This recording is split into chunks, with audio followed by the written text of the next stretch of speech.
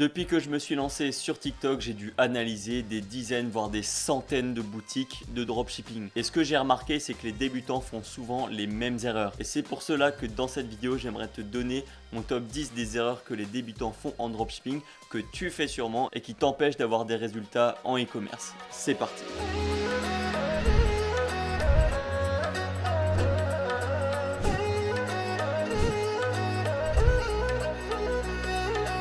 Salut, moi c'est Théo, je suis entrepreneur et e-commerçant depuis maintenant plus de 5 ans. J'ai créé le Storytheme qui est un thème Shopify optimisé pour le branding et la conversion. Il va te permettre d'économiser tous les mois des frais d'application et tu pourras aussi personnaliser à 100% ta boutique, que ce soit sur le mobile ou l'ordinateur. En plus de ça, c'est l'un des moins chers du marché et tu auras 7 jours d'essai gratuit pour le tester et l'installer sur ta boutique. Si jamais ça t'intéresse, il se trouve dans la description de cette vidéo. Et sur ce, commençons avec le sujet de la vidéo. Donc comme j'ai dit avant, ces erreurs reviennent très régulièrement sur les boutiques et peuvent t'empêcher d'avoir des résultats. Et c'est pour ça que je vais te faire mon top 10. Alors c'est pas vraiment un top 10 dans le sens où je vais pas commencer par la moins pire vers la pire. C'est un petit peu tout ce que j'ai pensé. Donc voilà, surtout n'hésite pas à regarder toute la vidéo pour voir si tu fais de ces erreurs-là et voir directement comment les corriger. Donc c'est parti, première erreur, c'est d'avoir des images qui viennent d'AliExpress. Pourquoi? Tout simplement parce que les images d'AliExpress sont souvent de mauvaise qualité. On voit souvent des écritures chinoises sur les packaging, sur les étiquettes des trucs, enfin bref, ça peut arriver. On peut aussi voir les mannequins sont souvent typés asiatiques et pas que c'est un problème, mais souvent ça envoie une connotation comme quoi c'est fabriqué. Ça peut être de la mauvaise qualité. Donc c'est pour ça que si jamais tu veux te lancer, je te conseille de commander le produit, de faire des photos toi-même avec ton téléphone. Si tu as un iPhone ou un Samsung, peu importe, je suis sûr qu'il fait des très belles photos. Tu as juste à mettre ton produit en scène, à faire quelques photos et à ce moment-là, voilà, tu peux avoir des photos de bien meilleure qualité parce qu'en plus sur AliExpress, des fois c'est légèrement pixelisé.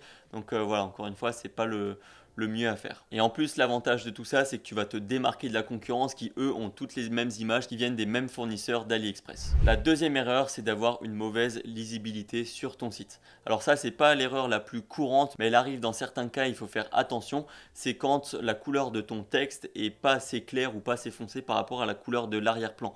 Et pour ça, il utilise des outils comme par exemple sur le site colors.co, il y a ce qu'on appelle un contrast checker. Donc ça permet de voir si le contraste entre le texte et l'arrière-plan est assez prononcé. Parce que ça peut poser des problèmes aux daltoniens, aux personnes malvoyantes. Ça affecte ta note sur Google et du coup, tu peux justement perdre un petit peu en SEO. Donc c'est pour ça que je te conseille vraiment de faire attention à ça quand tu choisis les couleurs de ta marque, de faire en sorte que c'est assez lisible. Souvent, j'ai vu des gens qui utilisent des textes blanc sur un rose très clair, un rose pastel ou des couleurs pastel. Généralement, ça c'est pas très bon. Ou alors des couleurs de texte noir sur des backgrounds assez foncés. Donc ça, comme dit, il faut faire très attention. La troisième erreur, c'est de ne pas avoir des offres cohérentes. Ce que j'ai aussi pu voir sur certaines boutiques, c'est que des personnes essayent de vendre forcément avec des réductions. Par exemple, si tu achètes un produit, tu le payes au prix normal. Si tu achètes 2 produits, tu auras une réduction et 3 produits une réduction, etc., etc.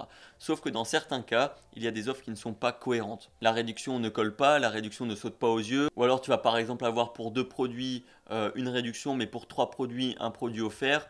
Mais un autre produit, tu vois pas le même. Donc c'est pour ça que parfois c'est un petit peu compliqué à comprendre. Et quand on fait des offres justement, ce qui est primordial, c'est que ce soit simple à comprendre et qu'on remarque directement l'avantage d'utiliser une offre plutôt qu'une autre. Donc si maintenant je peux te donner un exemple, c'est qu'un produit ça coûte normal, 2 produits tu auras le deuxième à moins 30% et 3 produits tu auras, je sais pas, le quatrième offert par exemple. Donc c'est pour ça que je te conseille de faire des offres un peu de ce style-là.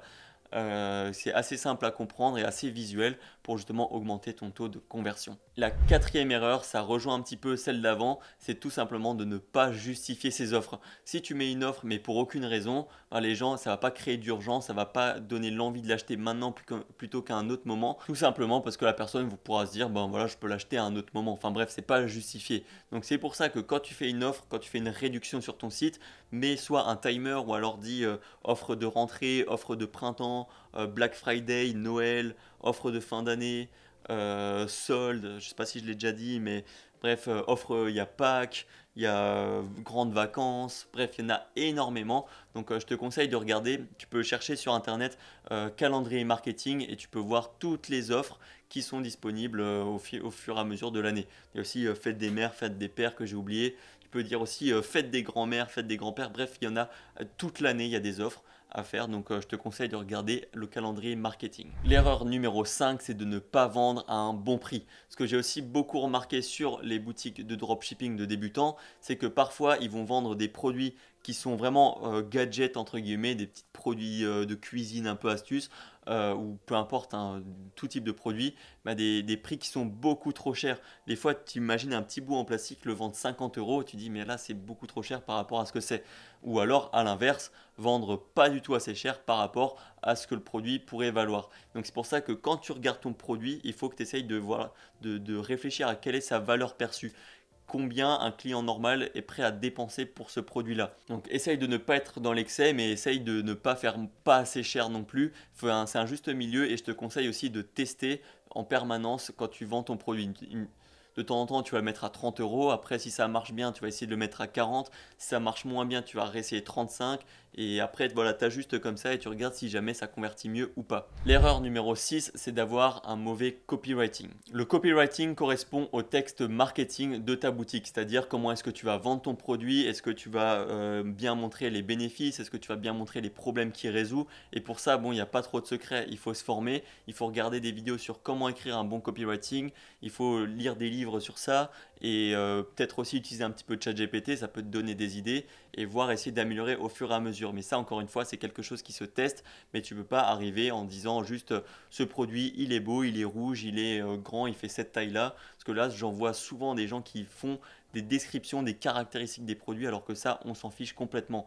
Il faut vendre un produit non pas avec ses caractéristiques, mais avec ses bénéfices et aussi avec des émotions. C'est-à-dire qu'avec ce produit, tu auras l'air de ça. Avec ce produit-là, tu pourras faire ça et puis du coup, tu te sentiras comme ça. Enfin bref, c'est ce genre de copywriting qu'il faut avoir et éviter de juste parler avec les dimensions, le fait qu'il faut deux piles AA, enfin bref, ça, on s'en fiche un petit peu. L'erreur suivante, c'est de ne pas mettre d'upsell sur sa boutique. Une upsell ou un upsell, peu importe, qu'est-ce que c'est? C'est tout simplement le fait de vendre des produits complémentaires à ton client. Imagine maintenant, ton client ajoute au panier une Brita. Alors une Brita, si tu sais pas ce que c'est tout simplement quelque chose qui permet de filtrer l'eau de ton robinet. Donc imagine, il ajoute ça au panier et derrière, tu lui vends rien, juste voilà, il achète ta Brita et c'est cool.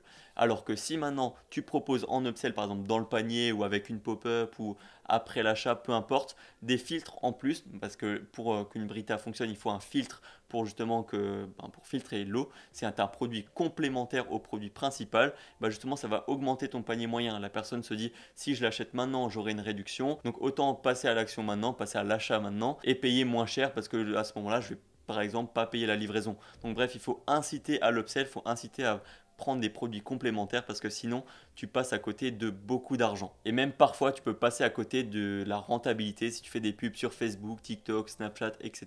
etc. L'erreur numéro 8, ça va être de ne pas avoir de FAQ, de questions fréquentes, que ce soit sur la page d'accueil, sur la page produit ou sur une page à part. C'est très important parce que ça va permettre justement aux clients de répondre à toutes ces questions et justement aussi éviter d'envoyer forcément un mail au SAV. Donc plus tu es clair dans ta FAQ, moins tu auras de questions dans le SAV, du coup tu vas gagner du temps.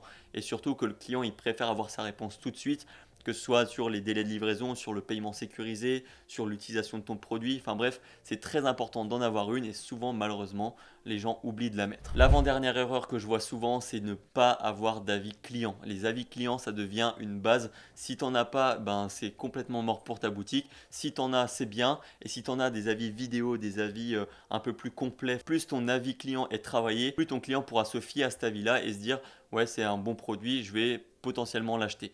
Donc voilà, donc ça c'est une base à vraiment ne pas négliger. Quand je vois des boutiques qui n'ont pas d'avis client, je me dis ça c'est sûr déjà que ça va pas fonctionner.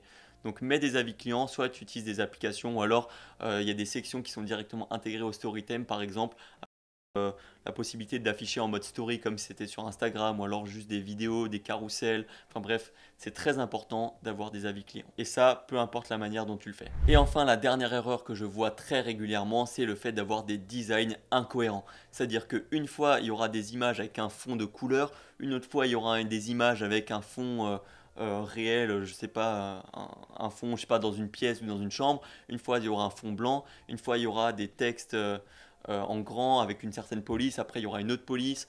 après il y aura des bordures arrondies un peu sur tout le site, et après tu verras des bordures carrées sur sur une autre page du site. Enfin bref, tout ça c'était pas cohérent, et c'est très important quand tu as une marque e-commerce, quand tu crées ta charte graphique, de faire en sorte que ton design soit cohérent, que ce soit pareil partout, que si tu as un bouton qui soit quasiment le même sur toute ta boutique ou même sur tes réseaux sociaux. Enfin bref, garder une cohérence au niveau du design, de ne pas partir n'importe où, de se dire bon là j'ai trouvé une image sur AliExpress qui est sympa, mais derrière tu utilises une autre image d'AliExpress mais d'un autre fournisseur qui est aussi sympa mais qui est pas du tout pareil, qui se ressemble pas. Enfin, voilà, là ça va faire un problème de cohérence. Donc c'est pour ça que je te conseille vraiment de faire attention à ça. Donc voilà, là je crois que j'ai fait un bon tour des erreurs que j'ai vues le plus souvent sur les boutiques de dropshipping. Après j'en ai vu encore d'autres, mais voilà, je vais pas essayer de m'éterniser dans cette vidéo. Si jamais tu veux une partie 2 ou que je précise certains trucs, n'hésite pas à le dire dans les commentaires, je le ferai avec plaisir. Et encore une fois, si jamais tu veux un thème optimisé qui te permette de mettre des avis clients, qui permette de mettre des upsells, des FAQ, enfin tout ce dont j'ai parlé dans la vidéo, qui permet aussi justement de faire des offres cohérentes,